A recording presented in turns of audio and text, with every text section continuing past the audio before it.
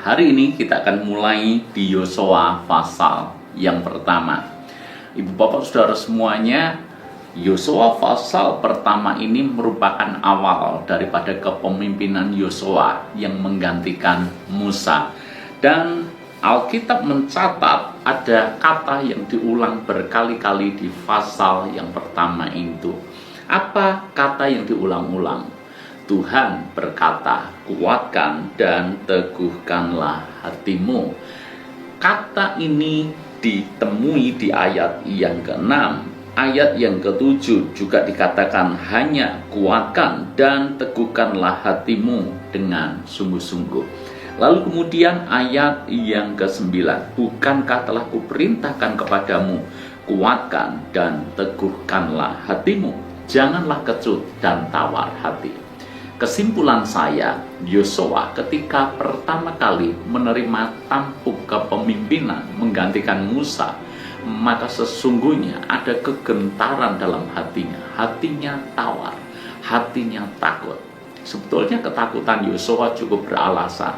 Yang pertama, memimpin bangsa yang sedemikian besar bukanlah hal yang mudah. Hal yang kedua, ini bangsa yang sangat sulit diatur. Ini bangsa yang keras kepala, tegar tengkuk. Yang ketiga, bahwa bangsa ini mungkin akan membanding-bandingkan dia dengan kepemimpinan Musa yang luar biasa bagus, yang sangat berhasil. Jadi cukup masuk akal dan beralasan kalau Yosua merasa takut dan gentar. Ibu bapak saudara semuanya, walau demikian Tuhan menguatkan hati Yosua. Ada 3 janji yang saya temui dalam Yosua pasal pertama. Janji Tuhan yang membuat Yosua menjadi kuat menghadapi kepemimpinan yang harus diembannya.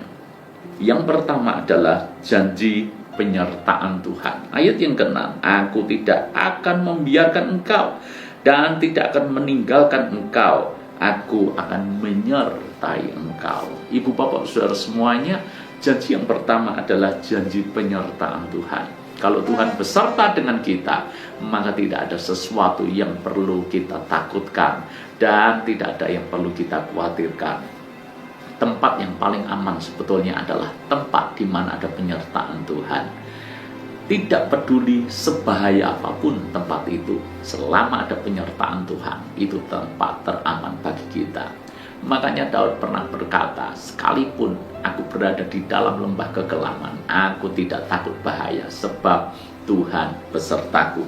Janji yang pertama adalah janji penyertaan Tuhan. Janji yang kedua yang diberikan Tuhan kepada Yosua adalah janji hidup berkemenangan.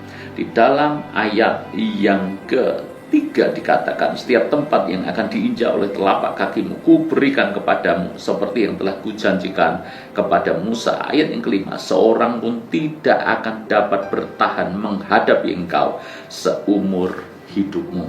Jadi Yosua diberikan janji kemenangan. Yosua tahu untuk masuk ke Kanaan bukanlah hal yang mudah. Harus berperang melawan 31 raja-raja Kanaan. Dan mereka adalah orang-orang yang tinggi besar, orang-orang kuat, orang-orang yang mengenal medan peperangan. Tapi Tuhan memberikan janji kemenangan kepada Yosua. Bahkan tidak ada seorang pun yang dapat tahan menghadapi Yosua. Janji yang sama diberikan kepada kita. Tantangan di depan kita mungkin merupakan tantangan yang besar. Banyak orang menjadi takut dan tawar hati. Tapi terima janji kemenangan yang Tuhan berikan kepada kita.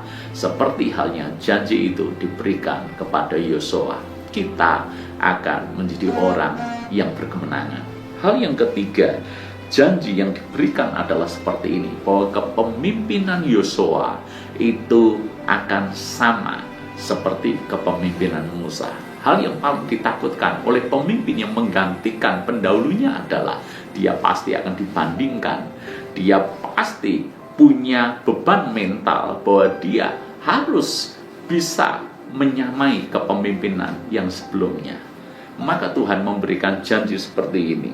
Seperti aku menyertai Musa, demikianlah aku akan menyertai engkau. Ayat yang kelima dikatakan demikian. Jadi Tuhan memberikan janji bahwa standar kualitas kepemimpinan Yosua itu tidak akan turun, bahkan kalau dibandingkan dengan Musa. Sehingga sepanjang sejarah kepemimpinan Yosua tidak ada orang Israel yang membandingkan zaman Musa dan zaman Yosua. Enak mana kepemimpinan Yosua atau kepemimpinan Musa? Tidak ada yang membandingkan. Artinya apa?